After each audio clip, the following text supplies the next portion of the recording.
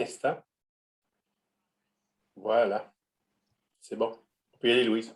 Alors, parfait. Alors, je vous souhaite la bienvenue, Monsieur Rousseau, à ce webinaire qui s'intitule Rencontre avec un auteur. Vous avez rédigé un article fort intéressant dans la revue du printemps dernier, qui était dirigé notamment par Nadia Rousseau de l'UQTR et qui portait sur l'alliance université-milieu de pratique qui peut favoriser ou contribuer à la réussite des élèves et à leur bien-être dans un contexte de diversité. Et vous avez rédigé un article qui s'appelle L'accueil des élèves autochtones dans nos écoles, un récit d'expérience que vous avez vécu. Vous êtes en Alberta. Je vais vous laisser vous présenter vous-même qui vous êtes, votre fonction et les raisons, le contexte dans lequel vous travaillez. Alors, je vous donne la parole tout de suite. Je vous remercie beaucoup, beaucoup de m'inviter d'abord, Mme Trudel, puis M. Hébert. C'est très, très gentil. Je ne vais pas bousculer ça, puis je vais me présenter, ce ne sera pas long, mais comme il y a seulement 3 personnes, si ça ne vous dérange pas, je ne sais pas ça, mais je serais bien curieux de savoir où est-ce que vous êtes. Okay? Alors, vous êtes enseignant ou quelque chose. Alors, je vois Katia, Christelle et iPhone de quelqu'un, là. Je ne sais pas trop. Alors, Katia, est-ce que je peux savoir de quel endroit est-ce que vous êtes? Quelle école ou quel endroit? Est-ce que vous m'entendez? Oui, très bien. Oui, OK. Donc, je suis sur iPhone. Donc, moi, je suis directrice de centre à la commission scolaire Riverside.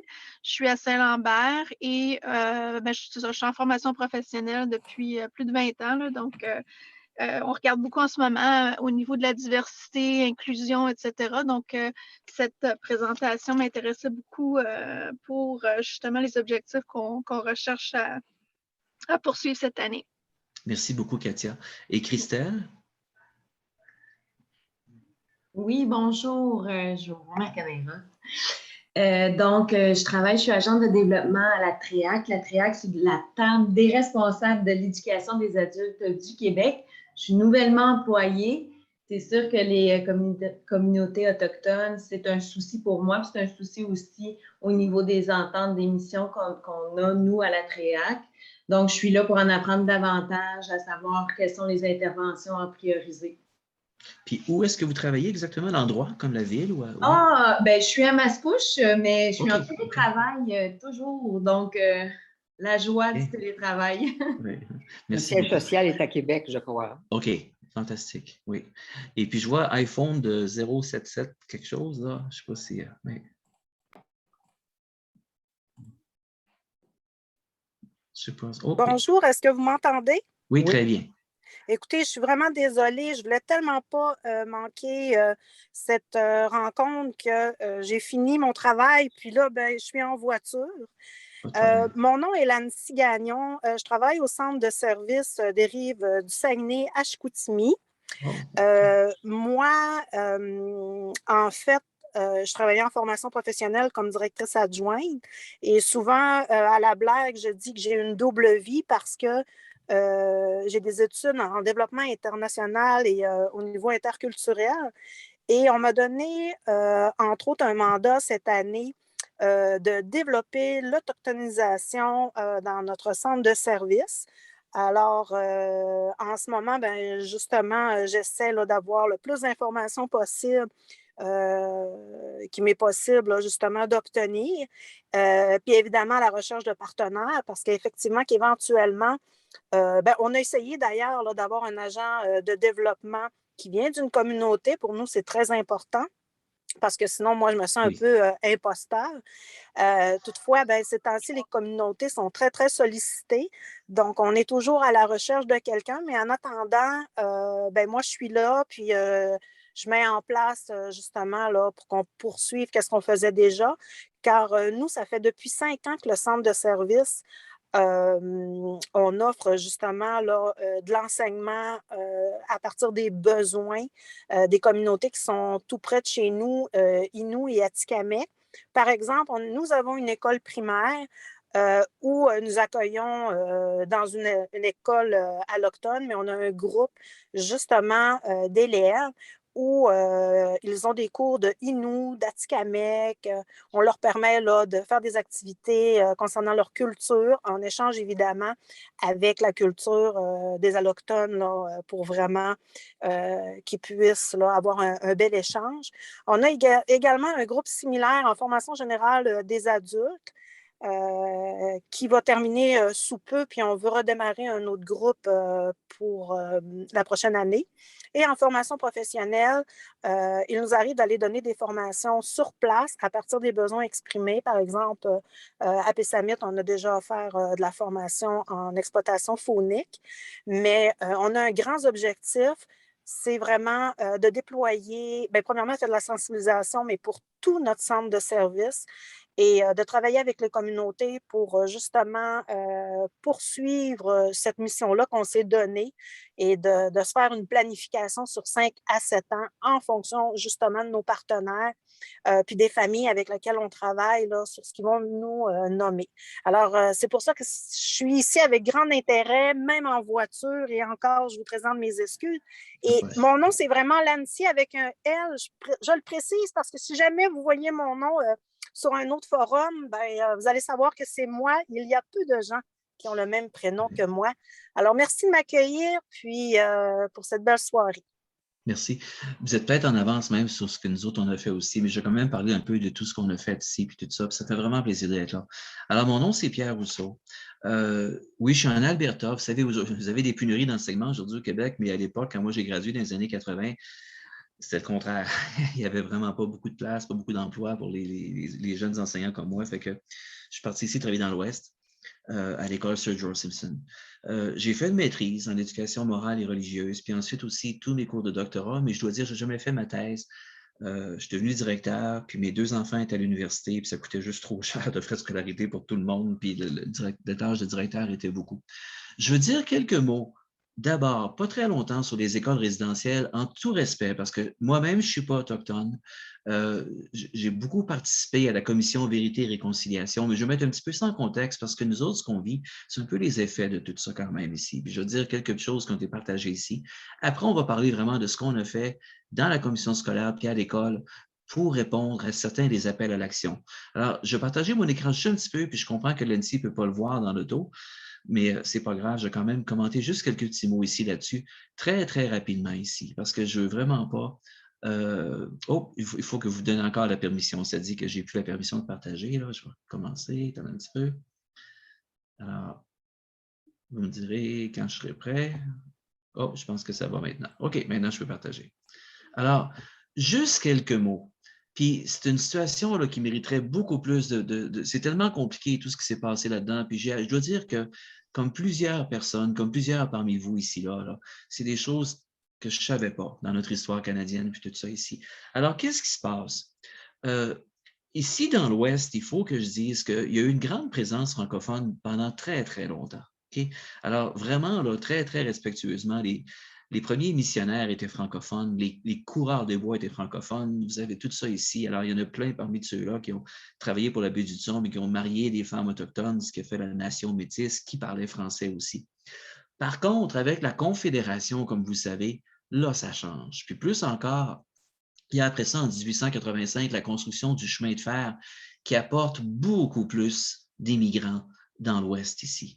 Alors, la photo que vous voyez là, ceux qui peuvent le voir ici, c'est Johnny MacDonald, qui en 1883 a dit ceci. Okay? Puis je donne la petite note ici, c'est important. Alors, il est premier ministre du Canada depuis la Confédération, depuis 1864, puis va finalement dire ceci. Puis je m'excuse du langage, mais ça, c'est sa citation à lui.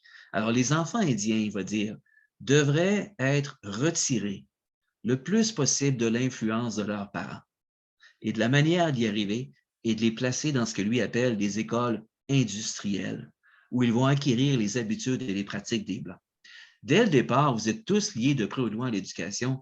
Imaginez le traumatisme pour des enfants de se faire enlever de leurs enfants, les enfants qui sont enlevés de leurs parents, puis aussi, de l'autre côté, des parents qui perdent leurs enfants. Vous savez, nos enfants, c'est notre raison de vivre, ceux qui ont des enfants, puis tout ça. Alors, imaginez qu'il arrive du monde. Alors, ça, c'est l'intention de MacDonald, de sortir ces enfants-là de l'influence de leurs parents pour les assimiler.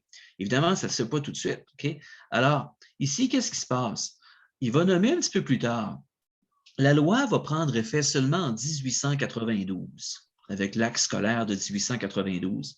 Et ici, comme ça a été démontré dans la commission Vérité et Réconciliation, okay, il va donner le mandat à ce qu'on pourrait appeler à l'époque le ministre des Affaires indiennes, okay, c'est Duncan Campbell Scott, de mettre tout ça en action aussi. Alors, comme ça a été démontré dans la commission Vérité et Réconciliation, okay, à l'époque, on a donc ces gens-là qui disent on va faire des écoles résidentielles, les enfants vont être sortis de leur famille aussitôt que l'âge de 7 ans et on les envoie. Et d'ailleurs, en 1895, Duncan Campbell Scott envoie une lettre au surintendant des affaires indiennes, puis il écrit au député, pardon, lui, il est surintendant des affaires indiennes, il écrit au député du ministre de la Justice en disant, il demande l'autorisation d'obliger les enfants d'avoir donc un mandat, si je peux dire, pour sortir les enfants de leur famille. Encore une fois, là, imaginez tout le traumatisme que c'est là ici. Maintenant, il y a une autre affaire qui est importante que je voudrais dire quand même. Alors, ça va se faire. Ça va se faire. Il faut que je dise, dans la littérature ici, dans l'Ouest, puis tout ça, puis je ne sais pas, vous autres au Québec, vous avez eu très peu d'écoles résidentielles. Il y en a eu 6 dans toute la province. Par contre, l'histoire est beaucoup plus ancienne. Je veux dire, il y a des quartiers arrivés en 1534, Champlain fondé Québec en 1608, donc il y a eu des relations pendant très longtemps avec plusieurs groupes autochtones et ces gens-là ici. Maintenant, en Alberta, des gens comme le père Lacombe, le père Bellecourt, on parle de 1840, 1860. Okay? Alors, plus tard, comme ça, lorsqu'on fait les écoles résidentielles, il y a encore beaucoup d'enfants qui vivent avec leur famille, puis ce sont des Autochtones. Mais là, il arrive plein d'immigrants. Alors, le gouvernement se sent justifié de faire ces écoles-là. Et cette petite chose-là est en anglais, mais je veux le dire quand même ici. Il y a des rapports qui vont être faits. Il y a des rapports où on va écrire au ministre des Affaires indiennes, Duncan Campbell Scott, pour lui dire « ça n'a aucun bon sens parce qu'il y a beaucoup d'enfants qui meurent de maladies dans les écoles, puis ils écrivent au ministre en disant « on a besoin de plus d'argent, plus de médicaments, qu'est-ce qu'on fait? » Mais lui, il va répondre ceci, puis c'est très, très, très documenté. Il va dire « même si on est au courant du fait qu'il y a beaucoup d'enfants qui meurent dans les écoles à cause des maladies, ce n'est pas une raison suffisante pour changer notre façon d'agir. » Vous savez tous, puis après ça, j'arrête ma petite introduction historique, vous savez tous qu'en 1890, il n'y en a pas de système d'éducation publique. C'est les communautés religieuses qui font l'éducation. Et là, il y a un autre phénomène qui se passe ici dans l'Ouest, c'est qu'il y a une grande compétition entre les communautés catholiques qui étaient déjà établies et les communautés protestantes. Okay? Alors, lorsque ces financements-là arrivent, on dit aux communautés religieuses, tant catholiques que protestantes, on va vous donner l'argent pour faire les écoles résidentielles. Je dois dire, très, très respectueusement, puis il y a beaucoup de discussions avec ça ici, que au début, les autorités des missions, aussi des missionnaires, le père Lacombe, par exemple, n'étaient pas d'accord avec le principe des écoles résidentielles. Ils disaient non, on va aller dans les communautés, on va faire des écoles là-bas, ici.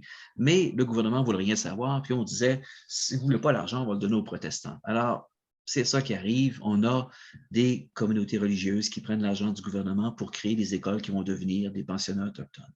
Pourquoi je dis ça? Juste parce que pendant plusieurs décennies, il y a des enfants comme ça qui ont été systématiquement enlevés de leur famille. L'anthropologue Serge Bouchard, qui est mort il n'y a pas très, très longtemps, en a parlé de ça. Puis il parlait justement de l'impact sur ces enfants-là qui ont grandi sans parents. J'arrive à l'école bientôt. Okay? Puis aussi des parents qui restaient en arrière se font enlever leurs enfants. Imaginez encore une fois le traumatisme qui est là ici pour tous ces gens-là, des deux côtés. Alors, ces enfants-là grandissent sans parents. Je n'ai pas de vérité infuse là-dessus. Sauf que cette situation-là qui va durer pendant des décennies, on va avoir des générations d'enfants qui grandissent sans la présence de leurs parents. Puis, je vous dis très, très respectueusement, comment est-ce qu'on apprend à être un père et une mère? Bien, c'est souvent par l'exemple de nos parents. Je sais que les enfants de 14-15 ans ne sont pas d'accord, là, mais en général, plus vieux, là, on réalise qu'on a appris par l'exemple de nos parents. C'est comme ça ici. Alors, ces enfants-là, qui plus tard vont avoir des enfants ici, non seulement ont vécu une expérience très négative scolaire, mais en plus, ils n'ont jamais eu l'influence de leurs parents ou très peu. Ça va créer beaucoup de problèmes. Okay? Maintenant, je saute en avant. Moi, je suis directeur de l'école Sir George Simpson depuis 2008, puis j'étais en position jusqu'à 2019. Maintenant, je suis chargé de cours à temps plein au campus Saint-Jean de l'Université de l'Alberta. J'ai toujours des liens avec l'école puis nos communautés. Quand j'arrive à l'école, j'étais là comme enseignant depuis 1989, mais on avait un programme, une école où, par exemple, il y avait le programme d'immersion française, le programme anglophone pour la plupart des enfants qui étaient de la région, mais aussi plusieurs programmes d'éducation spéciale. Puis je dois dire ça très, très, très respectueusement. Éducation spéciale, là, pensez un petit peu, je ne sais pas si ça se fait encore au Québec, mais il y avait des programmes de professionnels courts autrefois. Il y avait des programmes quelquefois aussi, des programmes plus vocationnels, aussi des programmes des fois pour des enfants qui ont des difficultés. Puis la façon dont l'école fonctionnait, c'est pas compliqué. Ces enfants-là sont tous ensemble lorsque c'est le temps d'avoir, par exemple, des options, des cours de musique, d'art, de cuisine, de la shop, tout ce que vous voulez, mais ils ont leur propre cours de français, anglais, il n'y a pas de français pour ça ici, et on dit numeracy en anglais, la numératie ou les mathématiques, alors pour travailler à leur niveau. Par contre, ils étaient très bien intégrés. Mais là, je réalise quelque chose, puis je dis ça très, très respectueusement aussi. Dans notre école, la majorité des écoles en milieu urbain, Saint-Albert est une petite communauté juste à côté de Saint-Albert, d'Edmonton, quinzaine de kilomètres, une banlieue de Edmonton. La plupart des écoles ont seulement 3 ou 4 de leurs étudiants qui sont Premières Nations ou métis chez nous. Mais nous autres, on avait jusqu'à 14 %. Puis la raison, très respectueusement encore, c'est que ces enfants-là étaient souvent placés chez nous, justement dans les programmes d'éducation spéciale. Alors, ils sont chez nous. Puis là, moi, comme directeur, la première chose qu'il faut que je me dise, c'est qu'est-ce qu'on fait? On veut qu'ils aient du succès. Puis je dis ça aussi encore très respectueusement. Dr. Cindy Blackstock, j'en ai parlé dans mon article, qui travaille à McGill maintenant, qui est autochtone elle-même, a écrit là-dessus. Elle a dit, présentement au Canada, je ne sais pas les chiffres au Québec, je ne sais pas, mais présentement au Canada, il y a plus d'enfants autochtones placés dans des familles d'accueil ou des groupes d'accueil qu'il y en avait dans les écoles résidentielles au plus haut moment des écoles résidentielles. Puis j'ai vécu ça parce que j'avais quelques familles autochtones qui envoyaient leurs enfants à l'école, mais j'ai aussi beaucoup d'enfants qui arrivaient à l'école qui, eux autres, des fois, étaient des enfants qui avaient été placés dans des familles d'accueil ou des groupes d'accueil, même des maisons d'accueil, on devrait dire, ou des choses comme ça. Et là, il faut que je dise ceci. Le scénario était typique pour ces enfants-là. Encore une fois, j'ai aussi des familles. Puis je dois dire que la plupart des familles qui étaient ici avec nous autres, ça fonctionnait pas mal bien. Mais pour ces enfants-là qui sont toujours déplacés, qui arrivent dans une nouvelle famille d'accueil, le scénario était typique. J'arrive, par exemple, avec un enfant à la maison d'accueil, puis les travailleurs sociaux, des choses comme ça. C'est un scénario cliché, là, mais il arrive au mois de septembre ou plus tard dans l'année avec un enfant. Il arrive dans mon bureau, on en discute ensemble, puis tout ça ici. Et la plupart du temps, ces enfants-là n'aiment pas l'école. Puis je dis ça aussi respectueusement. Ça, c'est mon expérience. Alors, ces enfants-là arrivent. Leurs parents, leurs grands-parents, leurs arrière-grands-parents n'ont pas eu une belle expérience à l'école. C'est comme une espèce de stigma attaché avec ça. Alors, ils arrivent dans mon bureau. Je vais parler de Xavier, par exemple. J'en parle dans l'article que j'ai écrit. Xavier, il est bras croisés, puis il a son chapeau, puis ses lunettes noires, puis son sac dans le dos, puis il a son manteau sur le dos. Puis la seule chose qu'il me dit, c'est « I hate school, j'aime pas l'école ». Puis là, on parle un peu, et puis je réalise que le petit gars, c'est déjà sa 6e ou 7e école, il y a 12 ans. Alors, parce qu'il est souvent transféré comme ça. Il ne se souvient même plus où était sa communauté originale, puis des choses comme ça ici. Avec ceci arrive, alors c'est des exemples. Il faut travailler avec eux autres. Je n'ai pas encore toutes les solutions, mais là, ici, ça va arriver les solutions. À un moment donné, on commence en 2012 la commission Vérité et Réconciliation. Là, je commence à dire, OK, là, j'ai une petite fenêtre d'opportunité. Alors, je ramasse mes jeunes qui ont soit une ascendance métisse ou autochtone, puis je dis, on va participer à ça. On va y aller. On va aller écouter ce qu'ils ont à dire. Puis ça, c'est intéressant. Alors, avec des étudiants non autochtones aussi, parce qu'il y a un apprentissage qui se fait des deux côtés, on s'en va à des sessions de la commission Vérité et Réconciliation. Et c'est là qu'on écoute les histoires de ces gens-là. Et aussi, cette commission Vérité et Réconciliation-là sort avec 94 appels à l'action, des choses qu'on devrait faire dans les écoles. Là, c'est intéressant. Là, je commence à avoir un momentum, une couple d'idées un petit peu. Fait on en parle de la commission scolaire. Et puis là, la première chose qu'on a décidé de faire, nous autres, alors le 20 juin, c'est la journée aborigène du Canada. Okay? On s'est dit, notre école, pour toute la commission scolaire, on a une commission scolaire d'une 15aine d'écoles, okay? On va accueillir tous les enfants du primaire le matin, puis tous les enfants du secondaire l'après-midi. On a une espèce d'amphithéâtre naturel dehors, c'est des collines, puis une grande place. On s'installe dehors, on invite des gens, des joueurs de tambour, en anglais on dit le drum circle, okay, qui viennent ici. On a d'autres gens qui viennent raconter, des aînés qui viennent, qui vont nous raconter des choses, des auteurs qui viennent aussi, tous aborigènes ou métis. Puis ça, c'était un succès. Là, on avait établi pas mal de contacts. On se dit, OK, il faut faire quelque chose. Okay? Alors, la deuxième étape, c'est de se dire, OK, je ne veux pas juste faire un événement chaque année. Il faut travailler avec ces enfants-là à plus long terme. Ayant eu la commission, la fameuse fête nationale aborigène, a eu la chance de créer des contacts, autant à la commission Vérité et Réconciliation que lors de notre événement qu'on a voulu répéter chaque année. Je veux dire, en toute humilité, puis ça me fait beaucoup de peine avec la pandémie, tout ça est suspendu là, présentement, là, parce qu'il y avait beaucoup de rassemblements qui se faisaient, mais malheureusement, tout ça est présentement suspendu. Mais en tout cas, on a eu ça jusqu'en 2019. De 2015 à 2019, à tous les étés. Mais là, on a rencontré des gens. Alors, je me suis dit, il faut que ces gens-là continuent d'avoir un contact avec mes élèves. Alors, la première chose, puis j'ai aucun mérite là-dessus, c'est vraiment juste que j'étais personnellement impressionné. Un parent de l'école qui ne se décrit pas comme un aîné, mais qui se décrit comme un artiste puis un activiste. Ça, c'est Ryan Arcand, j'en ai parlé. Puis d'ailleurs, quand j'ai écrit l'article, je vais l'écrire à la troisième personne dans le sens où je vais vraiment raconter ce que Ryan et Laura Auger ont fait, pas ce que moi j'ai fait, ce qu'eux ont fait. Puis c'est là on arrive ici. Alors, j'aurais demandé la permission, puis ainsi de suite. Alors, Ryan est un joueur de tambour puis un chanteur autochtone. J'ai dit, écoute, je ne sais pas c'est quoi vos budgets, là, mais je vais te payer 50$ de l'heure pour venir une fois par semaine pour enseigner ça à mes jeunes autochtones, puis à quelques-uns aussi qui ne sont pas autochtones. Ryan est venu.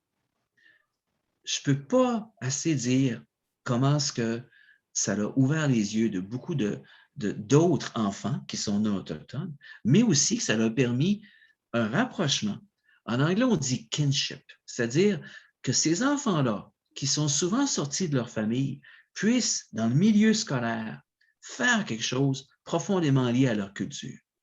Alors, comme j'ai dit, le petit Xavier, par exemple, qui est arrivé très, très récalcitrant à l'école, puis il y a toute une histoire, si je peux dire, de changement d'école à tout bout de champ. Puis vous savez, si on change d'école tout le temps, c'est pas facile. On n'a pas le temps de se faire des amis, on n'a pas le temps de faire partie d'une communauté. On est toujours parti. Puis c'est pas juste changer d'école, c'est changer de famille d'accueil, changer c'est pas le fun, ça, là. Alors, vraiment pas le fun. Alors, le Xavier en question, c'est drôle parce que la première journée que j'ai présentée à Ryan, il n'a pas voulu s'asseoir autour du drum. Il restait en arrière avec son manteau, puis son chapeau, puis son sac, puis ses lunettes, puis tout ça, puis il ne voulait pas. Mais Ryan ne s'est pas formalisé de ça. Il y a une espèce d'approche très, très patiente avec ces gens-là. Et après une couple de semaines, finalement, il a joint un cercle. Puis après, un peu plus tard, il a commencé à prendre le tambour pour jouer. Puis plus tard encore, il a commencé à chanter. Il a pris confiance, puis il a développé un cercle d'amis. Au point que lorsque, malheureusement, 1 an et demi après son arrivée, il était encore pour changer de maison d'accueil. La travailleuse sociale est venue me voir et elle a dit, on va le garder chez vous. On va le conduire en autobus ou en auto pour qu'il reste chez vous. Puis ça, j'étais fier, j'étais très fier. Un autre, c'était Zane, pardon. Lui, c'est intéressant parce qu'il est arrivé avec son petit frère, ses 2 petites sœurs qui étaient dans une école élémentaire, puis lui chez nous. Puis lui, il ne savait pas ce qui se passait. Il arrivait directement de chez eux, de sa communauté. Il parlait anglais, il écrit. Puis c'est vraiment, pour lui, c'était le fun parce que le jour même où il arrive à l'école avec la travailleuse sociale, ben Ryan est à l'école cette journée-là. Alors, tout de suite, je peux le présenter. Puis Ryan, il a parlé en cri. Je ne peux même pas imaginer encore le fait d'avoir un contact dans l'école qui pouvait parler dans la langue de cet enfant-là tout de suite ici. Ça a fait un impact. Et je veux dire que Zane, son affaire, c'est bien fini parce qu'après 6-7 mois, éventuellement, il a pu revenir dans sa famille. Fait que je suis bien content avec ça ici. Mais ça, c'est intéressant. Là, je parle de Ryan. Maintenant, il y avait plus que ça. J'avais aussi beaucoup les filles, c'est pas moi qui fais les règles, là, chez les cris, les filles jouent souvent une espèce de maracas, alors que les gars sont assis autour du tambour. C'est pas ma place de critiquer, fait que je laisse ça de même, mais les filles participent souvent à l'extérieur, mais sont là. Mais mes filles voulaient faire plus. Puis il faut que je dise aussi respectueusement que même si j'ai des filles qui étaient aussi des filles qui avaient fait plusieurs maisons d'accueil, j'en avais aussi qui vivaient dans leur famille, beaucoup plus de métis aussi, et ils m'ont dit, on aimerait apprendre la langue cri. Alors, dans mes contacts, j'avais aussi rencontré Laura Auger, grand-mère. Le mot grand-mère en cri, c'est coucoum. Femme extraordinaire. Et puis, elle a passé beaucoup de temps à travailler avec les femmes autochtones qui vivent à Edmonton et qui sont enceintes ou qui ont des jeunes enfants. Alors, elle travaillait pour Alberta Health Services. Quand j'ai parlé de mon projet, elle a dit, oui, on va venir, mais c'est elle qui a demandé aux filles, qu'est-ce que vous voulez faire? Alors, ils ont choisi de faire des arts et apprendre la langue cri. Alors, elle aussi venait une fois par semaine. Et ce groupe-là était pas mal actif dans l'école. Ils ont même, avec d'autres enfants, organisé une marche en support pour les femmes autochtones qui sont, vous savez qu'il y a toute la commission sur les femmes autochtones qui ont été, qui sont disparues ou qui ont même été assassinées ou en tout cas, puis ainsi de suite. Alors, ils ont fait une grande marche, ils ont fait beaucoup de travail. Ils ont même, le maire s'est présenté à la marche, le maire d'Océan-Albert, puis tout ça ici. Alors, c'était beaucoup de succès de voir ce qu'on faisait là ici. Je m'excuse de parler, je ne vais pas parler de ségrégation gars et filles, mais ces aînés-là, ces gens-là, c'est comme ça qu'ils fonctionnaient. Ce n'était pas ma place de m'impliquer dans des jugements dans ça ici. Maintenant, ça va peut-être rejoindre un petit peu le travail de l'ANSI. J'avais une personne très, très engagée à la commission scolaire, une associée surintendante, Marianne Barrett. Et là, on voyait, si je peux dire, le momentum avait ça. On disait, OK, ce qu'on fait maintenant, il ne faut pas qu'on perde tout l'impact qu'on a, que ça disparaisse sur les tablettes après quelques années ici. Alors, elle, et puis, je ne sais pas, l'ANSI pourrait écouter votre présentation, puis peut-être aussi Christelle, je ne sais pas si ça s'inscrit dans ce que vous faites aussi, mais cette femme-là a dit, on va créer un comité. Je sais que les comités, là, des fois, on en a trop, mais en fait, on n'appelait pas ça un comité, c'était le Wisdom and Guidance Council. Alors, c'est une espèce de conseil de la sagesse, okay, sur la question autochtone. Mais ici, il y avait des professeurs. Il y a des écoles qui ne participaient pas beaucoup, mais notre but, c'est d'avoir au moins un prof pour chaque école. Il y avait des administrateurs comme moi. Il y avait des parents. Il y avait des étudiants. Puis surtout, il y avait des aînés ou des membres des communautés cri ou métis qui participaient à ces réunions-là. On se rencontrait à peu près à toutes les 6 semaines. Mais le but était de faire des suggestions aux écoles. Puis ça a fonctionné. Parce que, justement, en faisant des suggestions aux écoles, en disant, ça, c'est des choses que vous pouvez faire, c'est des activités qu'on peut faire avec vos jeunes. Et évidemment, d'avoir, si je peux dire, une liste de contacts. Une d'entre vous, tantôt, a dit que beaucoup sont très sollicités maintenant, c'est vrai. Mais vous savez, éventuellement, à un moment donné, là, comme toujours, des fois, l'intérêt descend, tout ça. Fait qu'avoir une liste de contacts comme ça, qui grandit toujours, on est capable d'inviter des gens. Un autre exemple très simple à la suite du travail dans ce comité-là. Alors, il y avait une femme qui était là, qui était une femme métisse, Maureen Caliou, qui, elle, son père était dans les écoles résidentielles. Alors, on l'a invité à l'école. Même, on a nous autres aussi à l'école, on avait la fameuse soirée des prix, par exemple. Alors, on avait des prix, bon, les prix traditionnels, les meilleures notes de maths, de sciences et ainsi de suite, mais aussi des prix artistiques, de musique. On a ajouté un prix pour ce qu'on appelle le Honoring Spirit Award pour une étudiante autochtone ou métisse qui vraiment là, montre beaucoup de qualité ici, qui travaille fort. Et ça, c'est elle qui venait le présenter. Donc, le comité en question, puis j'aime pas le mot comité, mais le Wisdom and Guidance Council nous a permis de maintenir un groupe de correspondants qui pouvaient nous aider. Alors, faire des sessions. On a fait des sessions, Laura Auger a fait des sessions de la langue cri au personnel qui voulait le faire, qui était fantastique. Maintenant, j'ai une couple de choses à dire aussi avant de tourner pour les questions. Et ça, ici, là, j'y tiens. Madame Trudel, si jamais là, on a une chance, puis je ne vais pas prendre trop de place, mais si vous voulez me réinviter encore pour parler de la deuxième partie, ça va être ça, à un moment donné. J'ai dit tantôt que ces enfants-là qui nous arrivaient, respectueusement, okay? Puis c'est peut-être pas la même chose dans vos communautés, mais chez nous, c'est souvent des enfants qui avaient eu des difficultés à l'école dans les années précédentes. C'est souvent aussi des enfants que leurs parents, puis grands-parents, puis arrière-grands-parents avaient eu un stigma avec l'école. Il faut que je dise, entre parenthèses, qu'à un moment donné, j'avais eu une subvention pour faire venir la petite fille du grand chef émérite, Conrad Sioui. Alors, Sophia Sioui est venue à la journée aborigène avec sa mère et sa grand-mère. Puis j'ai beaucoup aimé l'interaction parce que contrairement à d'autres étudiantes de chez nous, elle a eu un beau parcours scolaire, puis sa mère aussi, puis sa grand-mère, puis on voulait avoir une espèce de partage avec ça ici, de voir, pour pas que l'école soit toujours vue quelque chose qui est négatif ou antagoniste comme ça ici. Mais encore une fois, quand les enfants ont changé d'école 5 ou 6 fois en 6-7 ans, à un moment donné, c'est vraiment difficile d'avoir confiance. Je reviens à ça. J'ai des enfants qui sont moins forts à l'école. Ces enfants-là arrivent, puis évidemment, très souvent, là, ils n'ont pas les mêmes habiletés académiques des autres. Là, ici, là, si on oublie tout à soir, là, il y a quelque chose qui est important. Il faut que ces enfants-là, on donne la permission à ces enfants-là de travailler à leur niveau. Le premier objectif, c'est de créer des relations, puis c'est de se trouver dans un endroit où on est fier de sa culture, puis qu'on a des bons amis, puis un bon groupe, un sentiment d'appartenance. Quand ça sera fait, là, on pourra peut-être augmenter les exigences académiques. Ça veut dire que je dis souvent à mes professeurs, bon, j'ai parlé de Xavier tantôt. Xavier est un exemple parfait. Xavier était moins fort que les autres, mais plus ça allait, plus il aimait son milieu. Sauf que si les professeurs, à un moment donné, augmentaient trop les attentes académiques, il remettait son chapeau, puis ses lunettes, puis son manteau, puis son sac, puis il ne voulait plus travailler. Okay? Le niveau académique, là, c'est sûr qu'à long terme, on aimerait ça aussi, qu'ils apprennent aussi bien que les autres, mais il faut comprendre tout le passé qu'ils ont vécu, puis d'être capable de faire ça. Il faut que je parle de Sacha.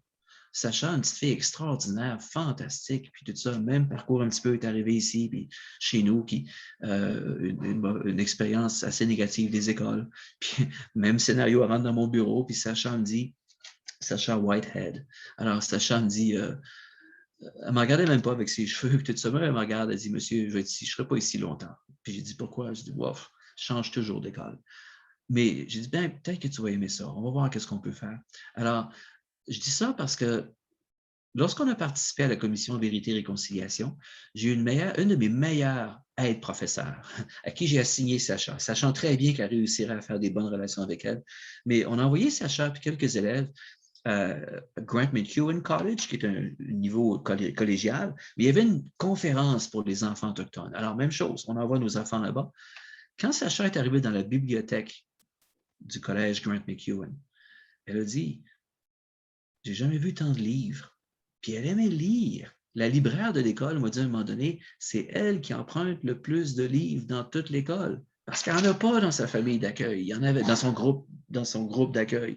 Même chose, un peu plus tard, à la fin de la 8e année, on était supposé encore changer de place, mais le travailleur social est venu voir, elle a dit, on va la laisser chez vous, on va la conduire tous les jours parce qu'on veut qu'elle continue comme ça ici. Je l'ai revue il n'y a pas longtemps au magasin Winners.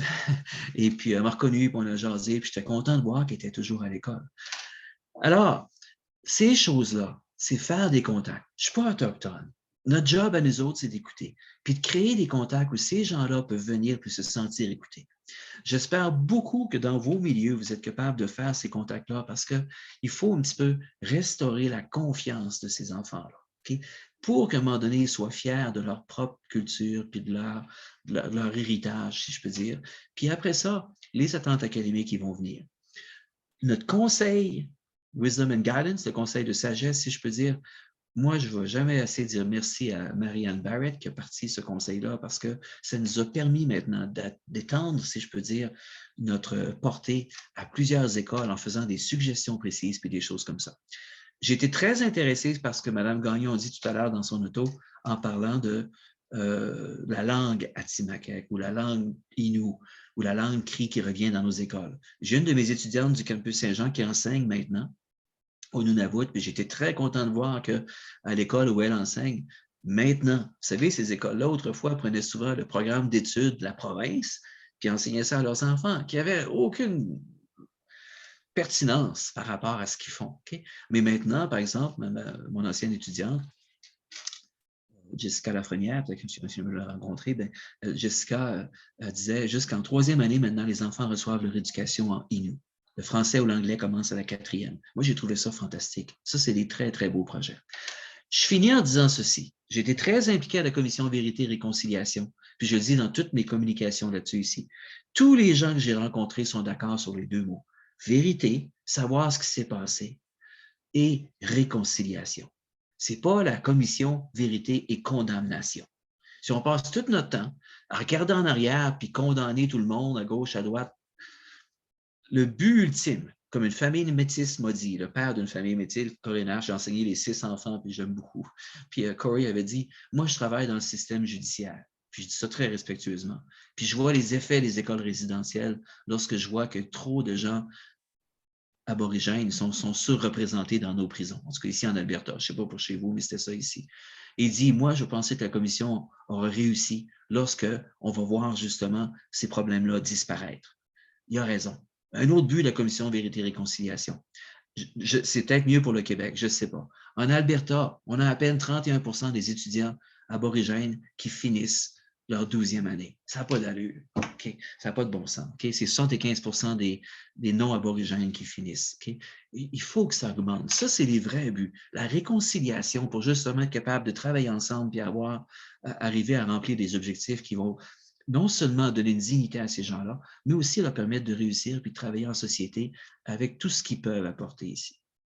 Alors, Mme Trudel, ça me fait plaisir de répondre à des questions. J'espère que je n'ai pas déçu personne ou offensé personne. Ce n'est vraiment pas mon point de vue, mon idée ici. Je ne veux pas qu'on généralise mes commentaires en disant que les enfants que j'ai eus étaient souvent à un niveau académique plus bas ou avaient un stigma avec l'école. Ça, c'est ce que j'ai vécu. Puis, on a encore du chemin à faire. On a encore du chemin à faire avec ça. Il faut travailler avec eux autres. Alors, ça me fait plaisir s'il y a encore du temps pour les questions. Merci. Absolument. Laissez Martin gérer les questions. Oh, excusez, Martin. Oui, excusez. Oui, non, ça va. Justement, ce serait le moment si Christelle ou Katia ou Lancy voulaient poser des questions. C'est sûr que la présentation était très intéressante et très instructive. Moi, de mon côté, je vois que Lancy veut poser une question. Je vais laisser la parole à Lancy. Vas-y, on vous écoute. Soyez pas inquiets, je me suis stationnée. Ça nous rassure. Je voulais tout simplement vous mentionner que c'était vraiment intéressant. Je n'ai pas une question, en fait. C'est vraiment pour remercier parce que dans tout ce qui a été dit, j'ai quand même noté certains conseils qu'on va sûrement exploiter là, dans ce que vous avez fait là, pour justement faire aimer l'école à certains jeunes que vous avez rencontrés. Alors, c'était une première des choses que je voulais vous nommer. Puis, également, là, merci de m'avoir accepté étant donné mes conditions. Puis, j'espère que... Puis, je voulais également vous dire que la situation que vous nommez en Alberta est sensiblement la même au Québec, que ce soit la surreprésentation dans les prisons, dans les centres jeunesse. C'est vraiment un profil, pour moi, en tout cas, en région, là, qui me rejoignait. On aurait pu dire qu'on était collègues dans le même centre de service. Alors, c'est uniquement ce que je voulais ajouter là, avant de poursuivre ma route. Merci beaucoup. Et puis, si vous voulez, ça me fait plaisir si Louise laisse mon courriel. Je sais que je connais très bien le grand chef Conrad Sioui, qui, lui, a beaucoup de connexions au Québec. Alors, des fois, il y a peut-être des gens qui peuvent aider comme ça ici. Alors, c'est vraiment un plaisir. Oui. Merci. Je ne sais pas s'il y avait d'autres personnes qui voulaient intervenir, d'autres questions, commentaires sur la présentation de M. Rousseau. Moi, je m'étais posé la question parce que j'ai eu une présentation un peu plus tôt cette semaine, ça donne que c'est la même semaine, où il y a du matériel didactique qui avait été adapté pour représenter mieux les réalités. Est-ce que c'est le cas dans votre école? Est-ce qu'il y a des choses qui ont dû être adaptées des fois pour juste respecter la culture qu'ils ont et leur façon de vivre? Tellement une bonne question. J'aimerais dire oui, mais pas encore assez. Alors, le fameux conseil Wisdom and Guidance, qui a fait beaucoup de contacts puis des choses comme ça, une force de ça, c'était de consulter justement nos aînés, nos métis, des choses comme ça, puis à partir de ça, de faire des suggestions aux écoles. Alors, on a développé des choses. L'ATA, qui est l'Alberta Teachers Association, qui est notre association professionnelle, si vous voulez dire, a aussi développé beaucoup de matériel, mais il faut que je dise, c'est beaucoup l'initiative des enseignants, puis des enseignantes, puis des directeurs, puis des directrices. Puis beaucoup de gens, je l'ai écrit dans le petit article, là, mais se sentent très mal à l'aise avec ça. Qu'est-ce qu'on peut faire? Comment est-ce qu'on peut faire? Puis des fois, c'est quelque chose qu'on décide juste de ne pas faire tout simplement. Mais le but justement du conseil Wisdom and Guidance, ce conseil de sagesse, c'est justement de donner des activités ou de suggérer des choses intéressantes qu'on peut faire. J'ajouterais à ça aussi que d'avoir des aînés qui viennent à l'école pour parler aux enfants, déjà, c'est une chose aussi intéressante. Puis plus encore, Si tout ça a l'air encore beaucoup, j'encourage beaucoup vos libraires, pas à brûler des livres, là, mais d'aller chercher des livres. Il y a beaucoup plus de littérature autochtone et métisse qu'il y en avait il y a 20 ans ou 25 ans. Alors, d'ajouter des livres, puis surtout des livres pour enfants, OK? Je pense à David Bouchard, je pense à Sylvain, je pense que c'est Savard, je ne sais pas trop, il y en a d'autres comme ça ici. C'est intéressant de voir leur perspective, qu'est-ce qu'il y a à dire, puis des choses comme ça. Puis ça, c'est vraiment, vraiment intéressant. Parce que les histoires vont chercher le cœur de tous les enfants. Plus qu'un gros discours historique ou philosophique ou des choses comme ça. Mais les histoires des personnes, ça va les toucher. Quand même un enfant de 5 ans peut comprendre que, ou 6 ans ou 7 ans, là, mais imaginez-vous là, que quelqu'un vient vous chercher puis qu'il vous envoie loin dans une autre école, puis vous enlève de vos parents. Tout le monde peut comprendre ça. C'est pas compliqué, ça. Là. Alors, cette littérature-là, pour aller les chercher ici. C'est une bonne question. J'encourage beaucoup la littérature. Lorsqu'un groupe comme ça peut être capable de créer certaines choses, de faire des liens ici. Mais les acteurs eux-mêmes sont importants. Les jeunes aiment écouter des histoires, savoir ce qui se passe là. Un aîné ici, c'est Gilman Cardinal, que je connais bien aussi. Puis, moi, Gilman n'est pas allé à l'école résidentielle. Puis j'ai dit, comment tu as fait? Comment tu t'en es sorti? Je veux dire, lui, il venait de Saddle Lake, qui est un peu au nord-est ici d'Alberta. Il dit, parce que c'était vraiment la police qui venait, là, les policiers avec des autobus pour enlever les enfants. Il dit, quand ma mère savait que la police arrivait, elle partait dans le bois avec mes frères et mes sœurs. Pas 2 jours, là. 2 semaines s'il faut. Puis après ça, on revenait. Alors, il s'en est sorti. Imaginez, puis tout ça. Puis je trouve ça, cette histoire-là, c'est vraiment intéressant aussi, okay, de voir ça. Qu'est-ce que lui, sa mère a fait pour justement éviter ça aussi. Alors, c'était vraiment intéressant. Mais oui, il y a du matériel qui se fait. L'Alberta Teachers Association a fait beaucoup de choses qui sont vraiment intéressantes. Puis je dirais juste, si vous avez un moment donné en ligne, vous pouvez le voir aussi. Je ne pense pas qu'il était en français, mais il était en cours de traduction avant. Les Premières Nations elles-mêmes ont dit, autrefois, notre façon de vivre était toute basée sur la chasse au bison. Alors, leur plus grande publication, c'est Education is our buffalo. Alors, notre bison maintenant, c'est l'éducation. Il faut que nos enfants soient éduqués. C'est intéressant, c'est un pas vraiment dans la bonne direction. Merci beaucoup. C'est une bonne question. Je ne sais pas si Christelle ou Katia avaient des questions. Je sais qu'au début, vous avez mentionné que vous aviez de l'intérêt. Est-ce qu'on a couvert les sujets qui vous intéressaient ce soir ou s'il y avait d'autres choses que vous auriez voulu pouvoir poser comme question à M. Rousseau pendant qu'il était avec nous? On a Christelle qui est en train d'allumer sa caméra. Alors, Christelle, on vous écoute. Oui, j'ai trouvé la présentation vraiment très intéressante. C'est sûr, où est-ce que je travaille, dans le fond, nous, on est dans la promotion ou aller voir les pratiques inspirantes, justement, pour les promouvoir dans le réseau. On a des objectifs dans notre plan d'action de répertorier les besoins, d'aller voir dans les centres de services scolaires francophones et anglophones qui ont des communautés autochtones, à savoir s'ils ont déployé des modèles de services spécifiques. Il y a aussi dans ce que vous avez nommé, je me demandais, les services complémentaires, parce que ça se développe beaucoup là, au Québec. Bien, c'est une préoccupation, je pourrais dire, des gestionnaire. Et là, je me dis, peut-être qu'on devrait peut-être développer quelque chose qui a une connotation, bien, pas une connotation, mais pas une saveur, je ne sais pas comment le dire. Mais une sensibilité peut-être? Oui, exactement. À la culture autochtone, je pense que ça pourrait être riche. Ce que je retiens aussi par rapport au comité, la création du comité, des fois, les centres sont isolés à l'intérieur des CS, donc je me dis, ça serait vraiment le fun qu'on puisse créer ça, mais que les gens entre eux, qu'on le crée, mais que les gens le fassent vivre et qu'il y ait comme un partage à l'intérieur de ça, parce que beaucoup de ces centres-là, je pense qu'ils vivent l'isolement, même les enseignants peuvent être seuls. Oui. Donc, je pense qu'il y a des pistes de solutions qui sont très intéressantes à garder en tête. Donc, je vous remercie.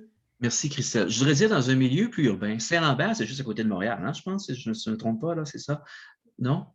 C'est qu'on s'occupe, dans le fond, nous, des centres de services scolaires du Québec. Donc, c'est un organisme provincial. Je voudrais quand même dire, l'éducation des non-autochtones est très importante parce qu'il faut briser les préjugés un petit peu. Il faut être capable de comprendre. Puis, je veux dire, il y a tellement de choses à dire. Puis encore une fois, le but, c'est pas la commission, ce n'est pas vérité et condamnation, c'est vérité et réconciliation. Mais il faut que les jeunes puissent comprendre. Par exemple, si vous êtes une femme autochtone, vous avez 10 fois plus de chances que n'importe quelle femme au Canada d'être reportée disparue ou même assassinée ou quoi que ce soit. Ça n'a aucun bon sens.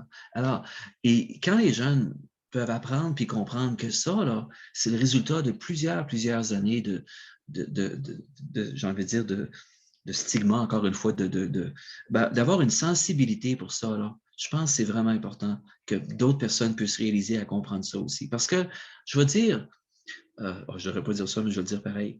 Un moment plus triste à un moment donné dans mon bureau, je veux dire, mes professeurs étaient très conscientisés, puis on en parlait dans les classes, puis des choses comme ça, parce qu'évidemment, on avait une population quand même relativement importante, 10 à 14% chaque année.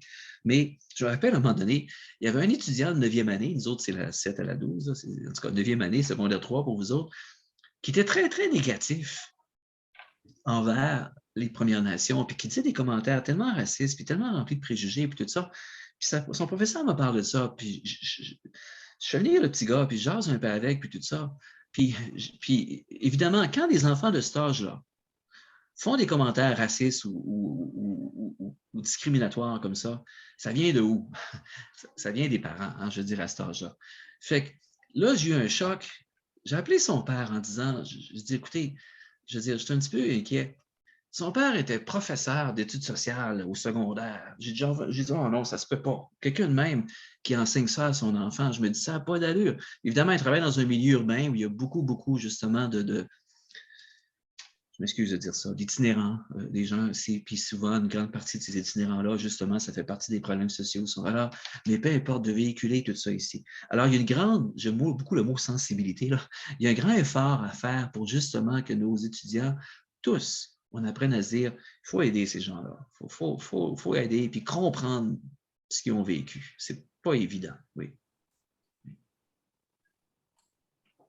C'est la clé. Hein? On ne peut pas accepter cette situation-là quand on est au courant.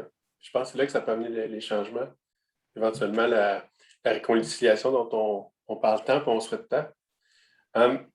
J'avais une autre question, mais je ne sais pas s'il y avait d'autres personnes. N'hésitez pas à intervenir. J'ai toujours une certaine crainte quand je travaille avec des gens autochtones, savoir jusqu'à où je peux aller. Je ne suis pas amérindien, je ne commencerai pas à essayer de l'être non plus. Est-ce que je me mets à parler cri? Est-ce que je me mets à essayer de jusqu'à où on peut aller en respectant, puis pas en... C'est ça, j'ai toujours une petite crainte d'aller trop loin, puis d'avoir l'air de quelqu'un qui veut trop, justement. C'est tellement une bonne question parce que toute la question moi qui appelle ça là, appropriation culturelle, là, des choses comme ça qu'on veut éviter, puis tout ça ici. Vous savez, ces gens-là là, apprécient beaucoup l'intérêt qu'on leur porte. Okay? Là, quand je vais faire un petit peu attention parce que, mon Dieu, j'espère que je ne vais pas offenser personne de s'être enregistré, mais des fois, dans certains milieux, il y en a qui essaient de jouer un petit peu la carte pour avoir certains financements ou des choses comme ça, des affaires de même. Puis ça, mais lorsqu'on a une approche sincère avec ces gens-là, puis que justement on fait des efforts pour inviter les gens de la communauté, puis de les laisser parler. Je dis toujours qu'à chaque année, ma résolution, c'est de parler moins puis d'écouter plus. Là, fait que je ne suis pas bon à ça tout le temps, mais d'essayer d'écouter ces gens-là puis de voir ce qu'ils ont à dire. Mais lorsqu'on a des gens comme ça, ils apprécient beaucoup. Quand Laura Roger est venue faire, par exemple, la présentation en cri, pour apprendre la langue cri, les rudiments de la langue cri, je ne suis pas capable de parler en cri, je veux dire, il n'y a même pas de question. Mais c'était juste intéressant de voir la richesse de leur langue puis comment cette langue-là est connectée sur la nature. Par exemple, il y a les mois, c'est des mois lunaires de 28 jours. Il y a la saison des outardes, la saison de... En tout cas, je ne me souviens plus de tous les noms, là, puis tout ça ici. Tout est vraiment connecté. Juste ça, là. C'est intéressant d'écouter, de voir ce qu'elle avait à dire, puis tout ça ici. Puis je pense que ça, c'est une bonne preuve d'intérêt, puis tout ça ici, de vouloir voir ce qu'ils ont à dire, d'écouter ce qu'ils ont à dire. Okay? Et je pense que j'ai un bel exemple pour ça. Il y a Jean Désy, qui est un auteur de Québec, de la ville de Québec, qui est un médecin qui a travaillé beaucoup dans le Nord, je pense, dans les communautés Innu, puis tout ça.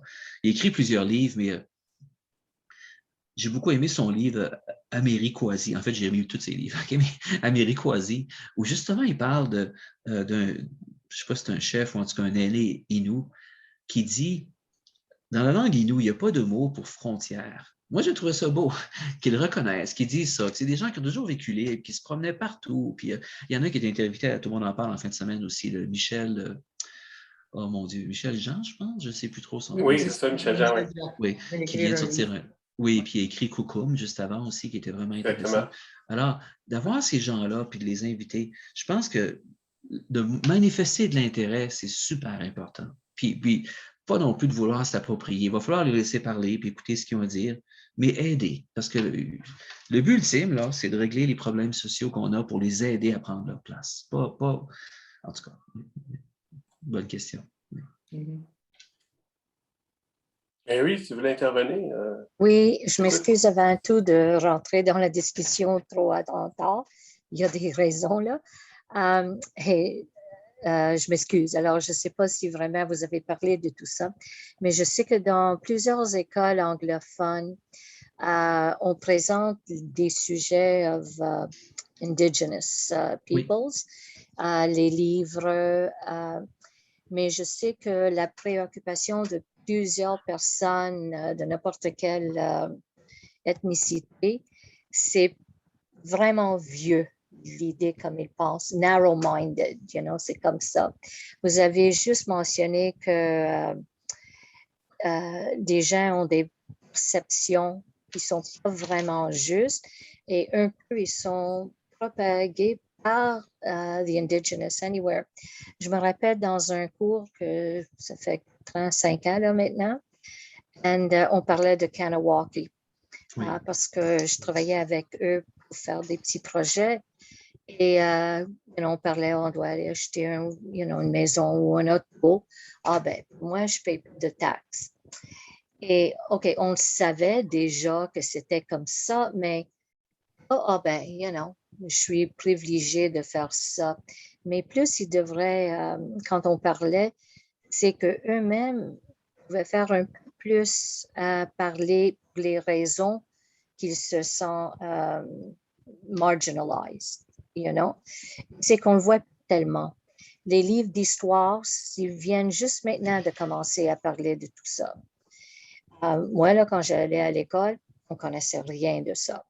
On respectait tout le monde parce que c'est comme ça qu'on était élevés, mais pas pour les mêmes raisons que tout le monde doit penser comme ça. Je ne sais pas si je m'explique bien. D'habitude, j'écris tout en anglais, je fais ma traduction avant que je vous parle. Je n'ai pas eu le temps de faire ça. Alors, ça, c'est une autre chose. Vous parlez de education. Ça, comme je pense que Christelle aussi avait dit, c'est vraiment la chose la plus importante. Et ça doit aussi commencer avec le gouvernement, toutes les choses qu'on doit enseigner dans les écoles, de changer un peu comment la lecture, on la voit. Marie-Ève, où est-ce que vous êtes? À quelle école? À quel endroit? Bien, maintenant, je suis superviseure de Student Teachers à McGill, mais j'enseignais à Heritage Regional. C'est juste en arrière de André Laurando à Saint-Hubert. OK. McDonald-Cartier, oui. Laurier McDonald-Cartier. Mais on le faisait dans nos cours, mais c'était plus le prof qui s'impliquait à trouver des personnes pour avoir des informations. Parce que si je me laisse au programme, ben, il n'y avait rien du tout. Nothing. Il y a 2 points. D'abord, la question de formation universitaire de nos étudiants. Dans la commission Vérité-Réconciliation, une des 94 appels à l'action, c'est que les universités offrent aux futurs enseignants au moins un cours pour quelque chose semblable à ça, en tout cas, pour les familiariser avec ça ici. On le fait chez nous, au campus Saint-Jean. Alors ça, c'est intéressant parce que je ne sais pas si ça se fait à McGill ou à l'Université du Québec à Montréal ou à l'UDM, ça, je ne sais pas. Mais c'est une des recommandations que nos futurs enseignants soient un petit peu de formation à l'intérieur de ça aussi. L'autre chose, je l'avais dit, par exemple, c'est les curriculums. Ça, c'est compliqué parce que moi, là, je fais partie de ceux qui pensent que de choisir un programme d'études qui va s'appliquer à tous les Québécois, par exemple, ou les Albertains, dans toute la diversité qu'on a, là, je suis plus sûr. Je veux dire, autrefois, on disait on va faire un programme d'études que tout le monde doit réaliser. Ça date de Platon, la question du curriculum ou du programme d'études. Mais comme j'ai dit tantôt, là, Jessica, je ne sais pas si c'est arrivé, Marie-Ève, une de mes anciennes étudiantes, Jessica, qui travaille au Nunavut, a dit ils ont fait leur propre programme d'études. Okay? Où les enfants commencent maintenant le français ou l'anglais en 4e année. Moi, j'ai trouvé ça intéressant. Puis, l'auteur, David Bouchard, le métis que je connais, c'est un bon ami aussi à moi. Alors, je me rappelle, la première fois que j'ai rencontré David, c'est une conférence pour les enseignants à Saskatoon. Et puis, il était venu, puis il parlait au professeur, puis il avait dit, je vais vous le dire en anglais, parce qu'il a dit en anglais, après ça, je vais le dire en français, il dit, whoever teach native kids here, whatever you do, stop it. It doesn't work. Try anything else. So, il dit, peu importe qui enseigne les enfants, les gens ici, là, je ne sais pas ce que vous faites, mais arrêtez, ça ne marche pas. Parce qu'on n'a même pas 31% de taux de graduation. Faites n'importe quoi d'autre. Donc, d'aller dans leurs intérêts, leur champ d'intérêt ici. Fait qu'il y a les deux. La préparation de nos enseignants, puis aussi d'être capable peut-être de ne pas avoir peur des fois de sortir un petit peu.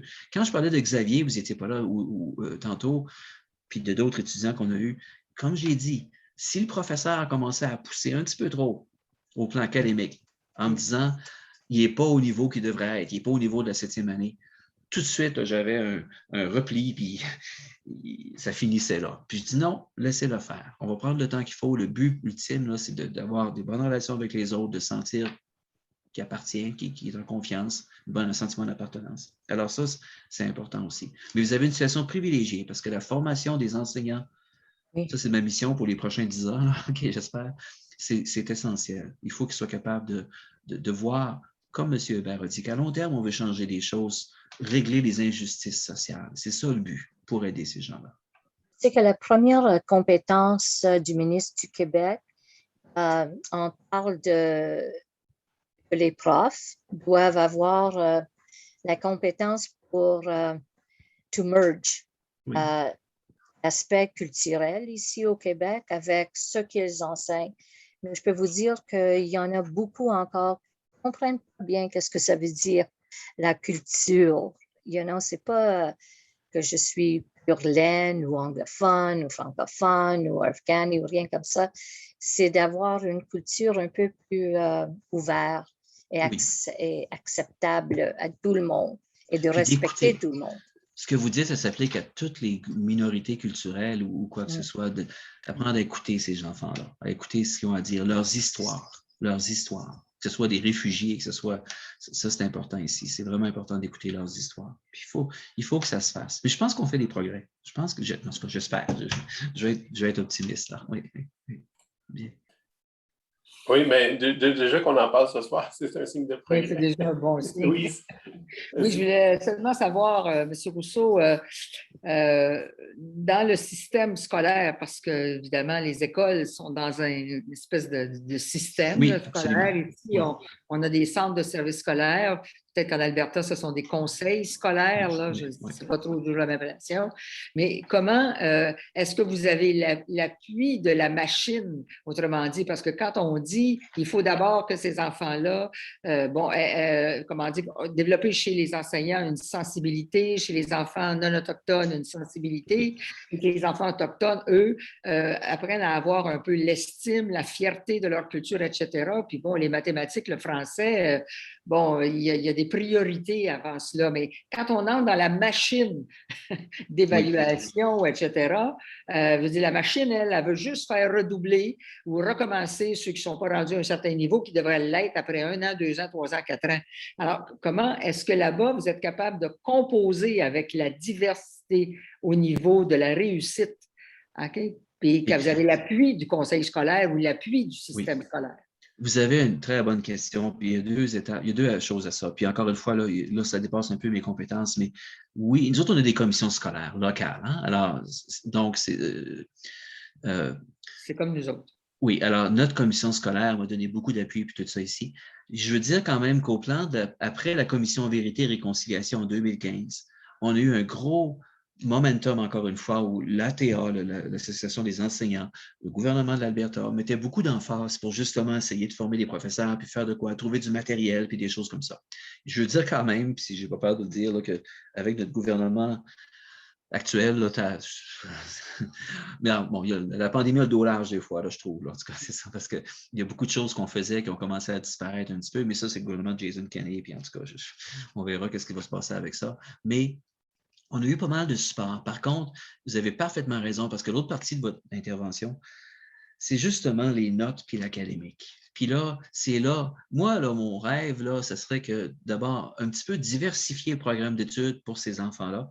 Puis aussi, j'aimerais tellement avoir plus de programmes vocationnels, OK? Parce que je vous garantis que s'il y avait plus de programmes comme le professionnel court ou des programmes plus vocationnels, on réglerait une grande partie du problème de finir les écoles. C'est sûr que c'est jeune, à 14 ans, des fois, de faire des choix comme ça. Mais en même temps, s'ils aiment ce qu'ils font, comme s'ils sont contents de travailler dans le shop ou dans la cuisine ou cosmétique ou n'importe quoi, puis qu'ils sont contents d'être là, ben au moins, il y a une formation qui va être là. Puis plus tard, ça ne les empêche pas de revenir et changer. Puis malheureusement, ça, c'est pas assez. Je veux dire, il faudrait tellement en faire plus là-dessus. Je veux dire, c'est pas...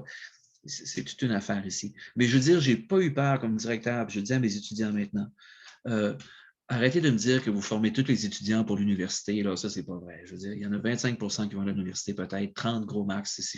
N'oubliez pas que les 70 autres, là, ils ont des beaux talents, puis des dons, puis des choses comme ça. Il faut travailler à leur niveau. Mais sauf que c'est vrai que j'aimerais qu'il y ait beaucoup plus au niveau. Je dis vocationnel, je ne sais pas quel mot vous utilisez là-bas, là, je pense.